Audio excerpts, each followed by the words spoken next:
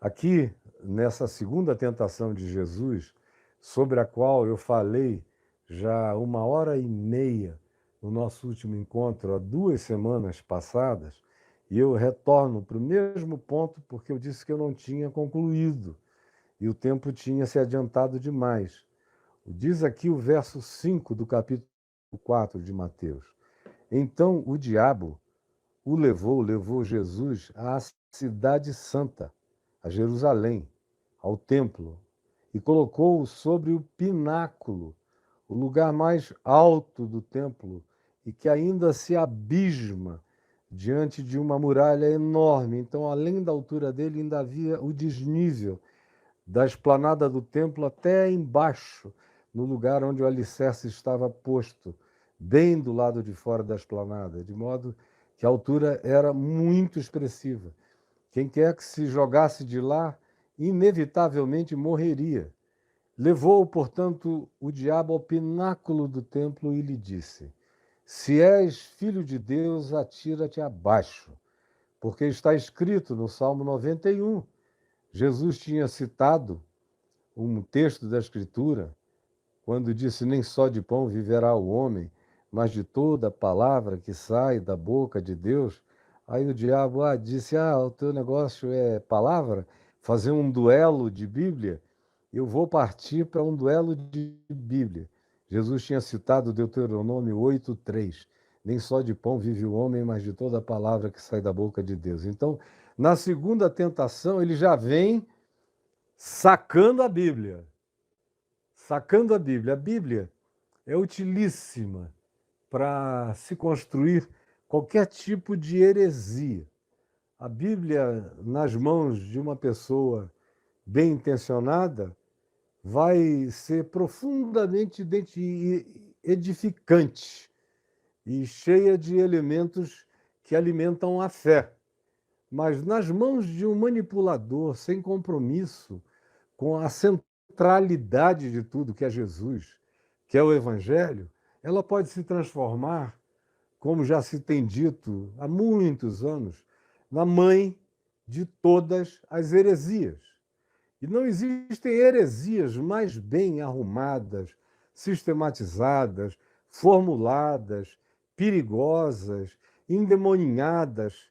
Não existem em lugar nenhum, nenhuma delas são piores do que aquelas que são desenvolvidas a partir de uma sistematização bíblica. Pega um verso aqui, pega outro aqui lá, vai juntando, vai formando uma determinada lógica, um patchwork, que uma coisa não tem nada a ver com o seu contexto antecedente, nem com o contexto imediato, consequente, mas aquele versículozinho, daquela caixinha de promessas, tirada dali, juntando com outros versículos que sejam parecidos, se pode montar algo cuja conclusão seja toda ela, conquanto seja estribada em textos bíblicos, mas a conclusão pode ser uma negação total do que a palavra, do que o Evangelho, do que Jesus ensina.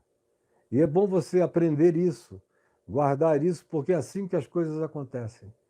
E a gente vê gente agarrada à Bíblia, anda com ela no peito. Ler mesmo, não ler. Ler o Evangelho, saber de Jesus, o que ele diz, o que ele pensa, o que ele ensina, como ele viveu, como ele tratou as pessoas, como ele é, não sabem de nada. O que eles têm de mais próximo de Jesus é a pregação de um pregador, que na maioria das vezes é algo que se aferra, se vincula ao Velho Testamento, à lei, aos apedrejamentos, às vinganças, às punições, às meticulosidades, àquilo que Paulo chamou, escrevendo aos Colossenses no capítulo 2, de escritos de dívida que havia contra nós e que constava de mandamentos, de ordenanças impossíveis. Jesus rasgou na cruz e despojou os principados e as potestades. Mas mesmo isso sendo dito, e mesmo Jesus tendo dito que está consumado, a maioria dos cristãos vivem com as angústias da lei de Moisés. Eles nem são obedientes à lei de Moisés e nem são obedientes ao Evangelho, só ao Evangelho e só àquilo que passa no crivo de Jesus, como nosso filtro de interpretação de todas as coisas. Não, são seres que existem no limbo, e a maioria deles coloca mais fé nas ameaças de Moisés do que nas promessas de Jesus.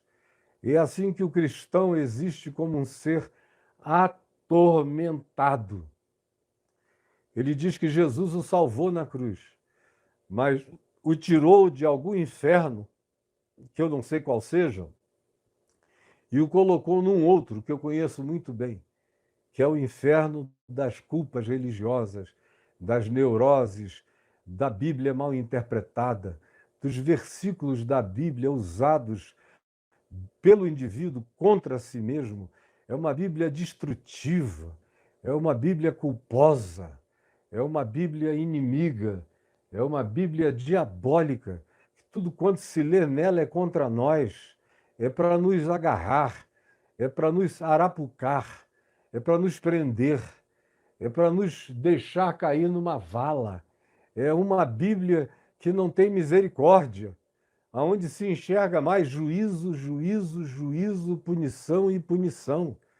E tem gente que se alegra em dizer aqui neste livro há mais de 700 mandamentos de Deus para serem obedecidos e 7.000 promessas. Meu Deus, aqui Jesus disse que há só um mandamento a ser obedecido. Um só mandamento. Ama o Senhor teu Deus acima de todas as coisas, com todo o teu coração, com toda a força da tua alma, com todo o teu intelecto, com todo o teu entendimento, com toda a força da tua fisicalidade, e ama ao teu próximo, como tu amas a ti mesmo. Esse é o mandamento, e ele disse que, em relação a isso, são resumidos todas as leis e todos os profetas cessam diante desse mandamento, de modo que o mandamento de Jesus é um só. Faze tu ao teu próximo o que tu, saudavelmente, gostarias que o teu próximo fizesse a ti. O mandamento de Jesus, os apóstolos dizem, é um só. Ele mesmo diz, novo mandamento eu vos dou. E quando ele diz que o mandamento é esse, é um só. Amai-vos uns aos outros, assim como eu vos amei.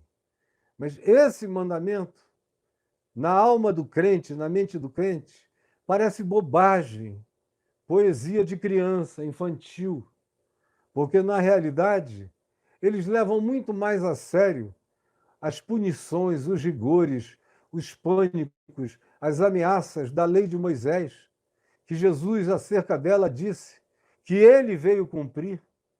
Ele disse, eu não vim revogar. Ninguém nunca a cumpriu. Nem Moisés cumpriu. Nenhum juiz de Israel cumpriu. Nenhum rei de Israel. Nenhum profeta de Israel a cumpriu completamente. Nenhum ser humano. Sob a lei, todos estão debaixo de igual condenação, porque é sob a lei que se deve dizer que todos pecaram e todos igualmente carecem da glória de Deus. Mas ele diz, está pago. Eu vim para cumprir e cumpri. E a prova de que ele cumpriu é que na cruz ele diz, está consumado, está pago, está liquidado. Não há mais débito nenhum, está tudo cancelado. Rasga o escrito de dívida. Tuas culpas foram apagadas. Dos teus pecados eu já nem me lembro mais.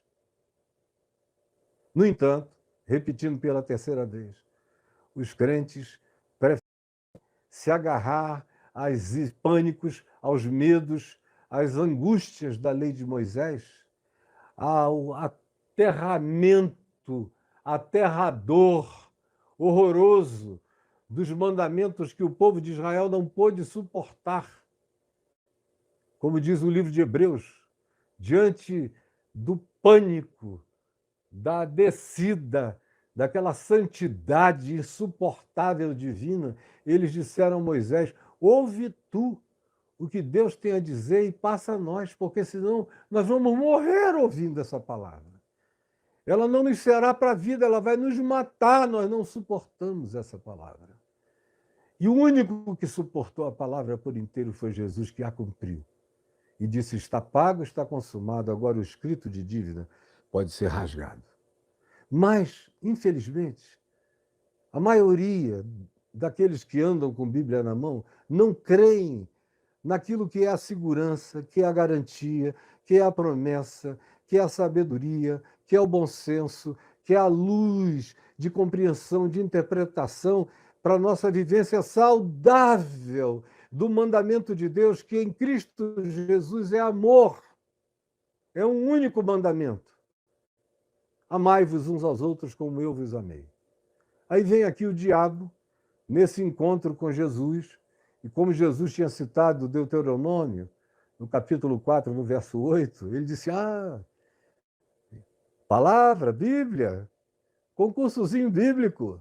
Olha, estamos aqui no alto do pináculo do templo, no lugar mais alto da cidade, onde se vê toda a circunferência, Monte das Oliveiras, Monte Scopus, todas as montanhas em volta de Jerusalém, da Judéia, encarem as montanhas e as planícies na direção do litoral, que vão numa baixada até o Tel Aviv, tudo isso. Dali de cima se vê tudo. E eu te digo o seguinte: lá embaixo está o átrio, lotado de gente, de crente. Essa é a tentação do templo, é a tentação do crente, é a tentação da igreja, é a tentação dos que querem ser percebidos pelas multidões do templo, os que querem ganhar fama religiosa. É a tentação dos que querem a ostentação de terem uma relação diferente com Deus, expressa, validada e manifestada ante os sentidos de todos os observadores, de toda a audiência presente, que dali em diante projete sobre nós um olhar diferente, de divindade, de profeta, de homem de Deus, de mulher santa, de qualquer coisa. No caso de Jesus, ele está dizendo: olha, tu não lembras do Salmo 91? Por que tu não encurtas esse caminho? Por que tu não crias um atalho para a glória? Um atalho para a glória. Por que tu não desvias o teu caminho da necessidade de ficares para lá e para cá? Vai para a Galiléia, volta da Galiléia, entra em Samaria, sai da Samaria, vai para o norte da Galiléia, descansa numa terra pagã, volta outra vez, vai para outras terras pagãs na região de Gadara. Meu Deus, para que tu vais andar com essa multidão de gente burra, te fazendo perguntas e outros te perseguindo, te enchendo a paciência, não te dando paz, sem tu teres como reclinar a cabeça? Resolve isso de um pulo só. É um salto só e você resolve isso para sempre. Já, aqui e agora. Pula, porque esse pessoal vai fazer uau! Quando eles virem o cumprimento do Salmo 91, tirado do contexto, porque quando o diabo cita a Bíblia, é sempre fora do contexto. É um texto por pretexto, sem contexto, só para enganar com pretextos da mentira e do engano. Isso é só o que se faz.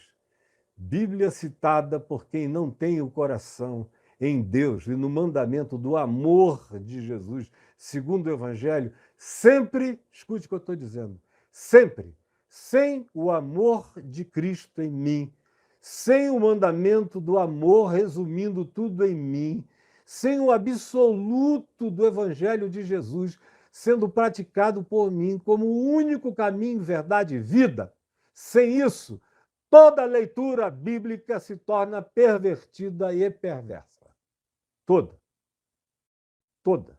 Ou perversifica como mandamento acusatório para quem ouve, ou neurotiza e deixa em estado paranoico aquele que lê aquilo tudo contra si próprio.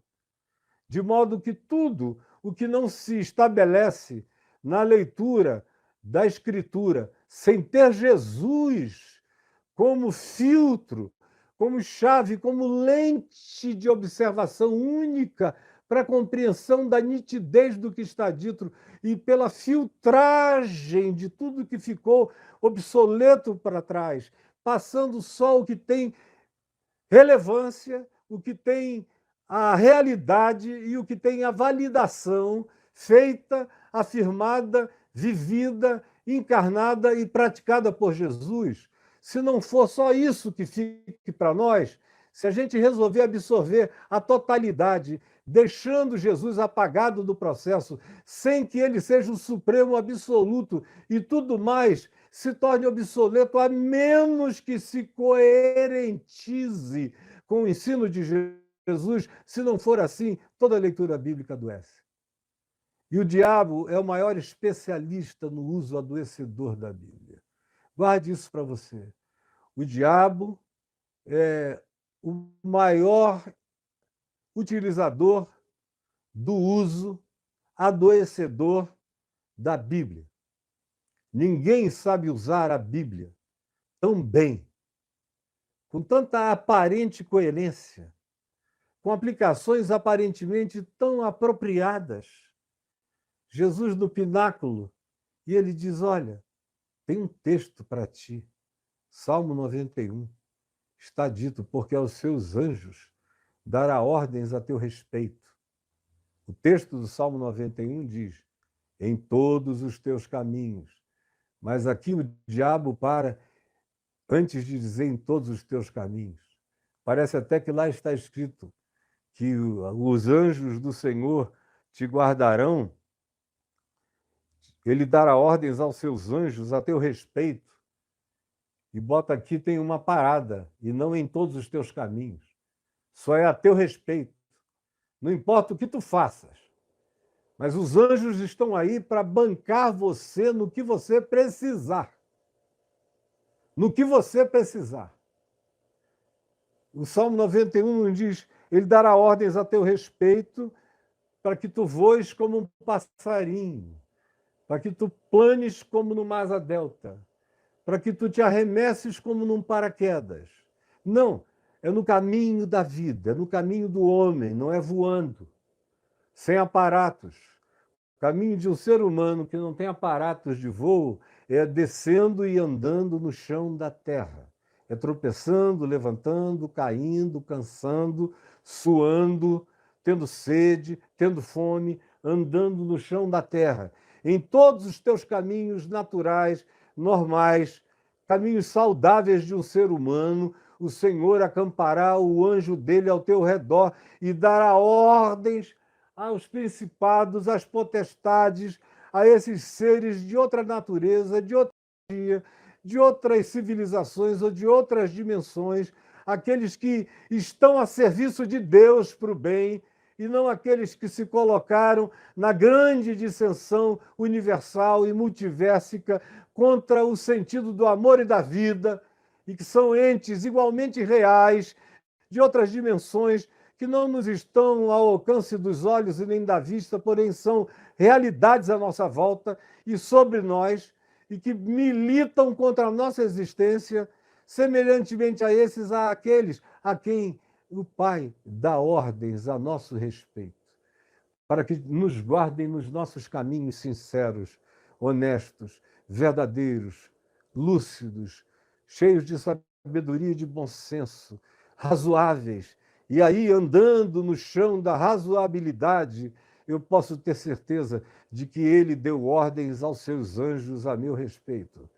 Mas quando eu brinco de querer fazer os anjos de Deus trabalharem contra as leis de Deus, contra as leis instituídas da física, da gravidade, da genética, da biologia, dos vegetais, do universo, em todo o seu esplendor, conectividade e sensibilidade natural entremeada, como a gente hoje sabe que tudo se entrelaça, que tudo se completa, quando a gente resolve violar isso em nome de uma palavra de Deus fora do contexto, mas que alguém cita para você, e nos púlpitos onde você vai ouvir a Bíblia, em geral, 90 e tantos por cento das vezes você ouve palavras com hermenêuticas de Satanás e homiléticas do diabo.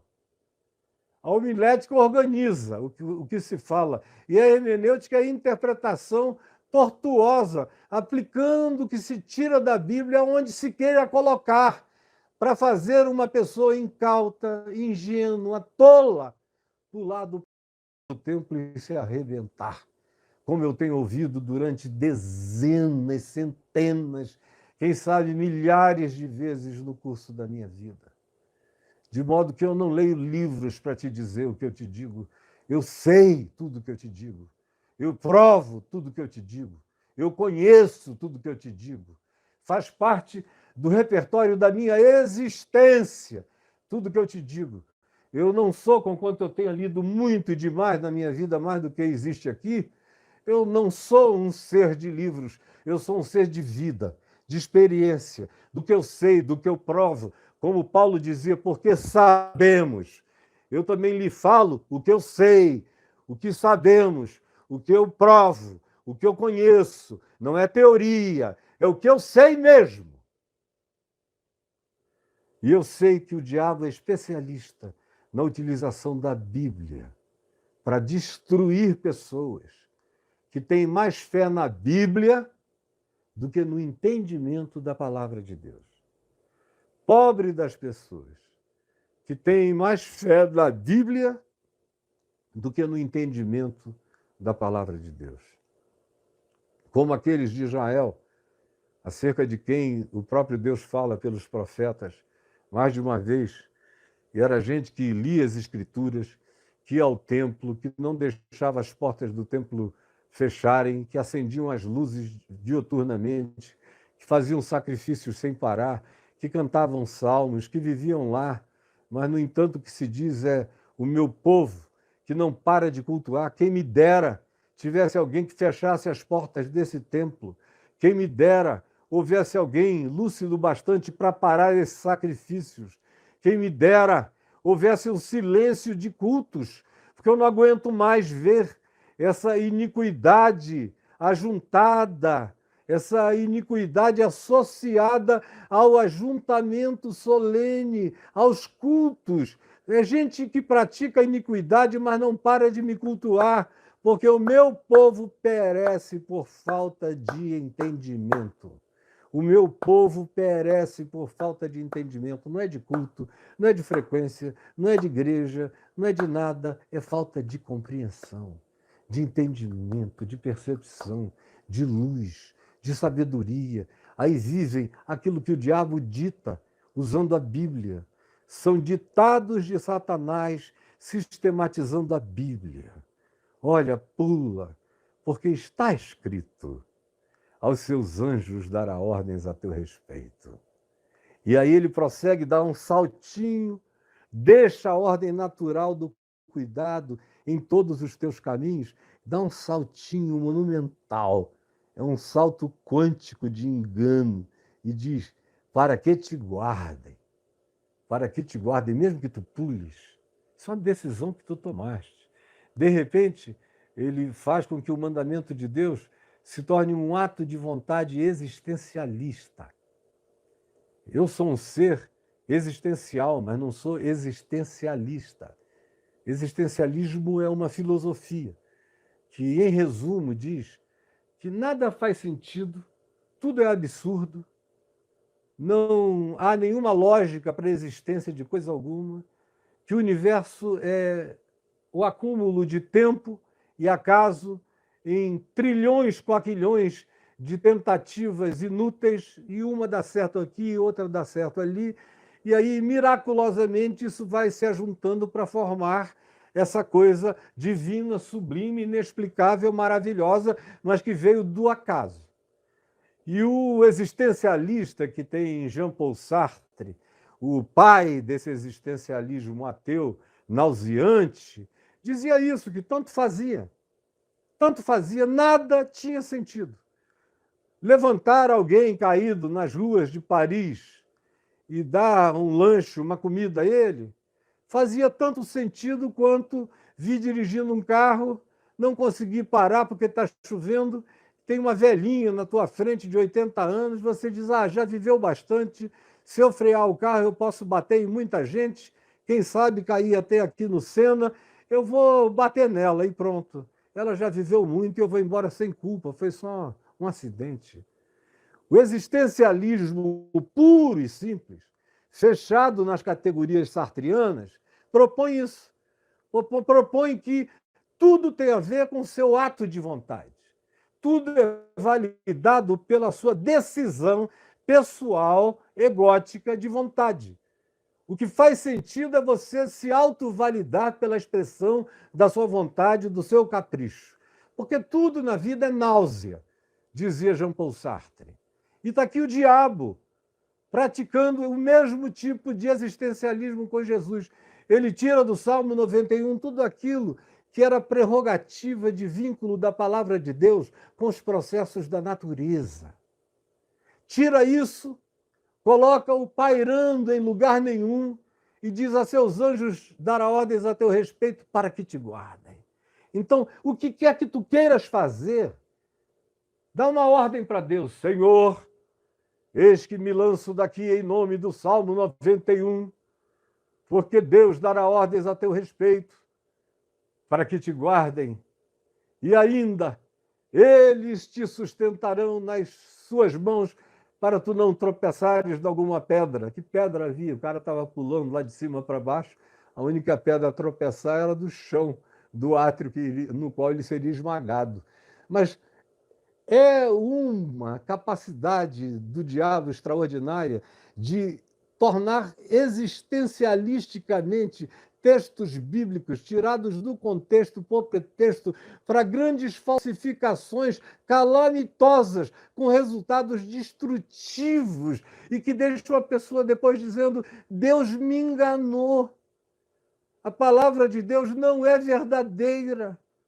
O pastor prometeu, falou, pregou. O seu pastor está sendo instruído pelo diabo. Está repetindo homiléticas e hermenêuticas diabólicas, citando Bíblia, textos, salmos, tudo isso sem contexto. E você que não quer saber de nada, que não come a palavra, que não bebe a palavra, que não se alimenta dela, e a palavra que eu estou falando é Cristo, o Verbo encarnado, a palavra é o Evangelho. A palavra é Jesus vivendo o Evangelho, ensinando o Evangelho, praticando o Evangelho, de modo que na prática dele eu aprendo o que o ensino dele quer significar, o que amar do ponto de vista dele significa, o que exortar do ponto de vista dele é, o que se dar do ponto de vista dele seja, o que bondade conforme ele se manifeste. É tudo conforme ele, não é conforme a minha ideia, nem é conforme uma exegese do grego, nem é tão conforme uma exegese do hebraico.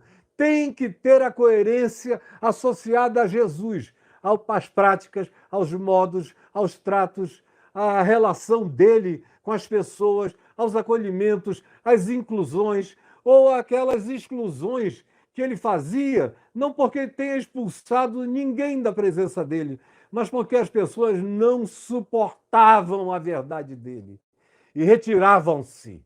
E ele apenas dizia para quem ficava: quereis vós também vos retirar? Porque ele nunca mediu a graça de Deus na vida dele pela quantidade de seguidores em momento nenhum.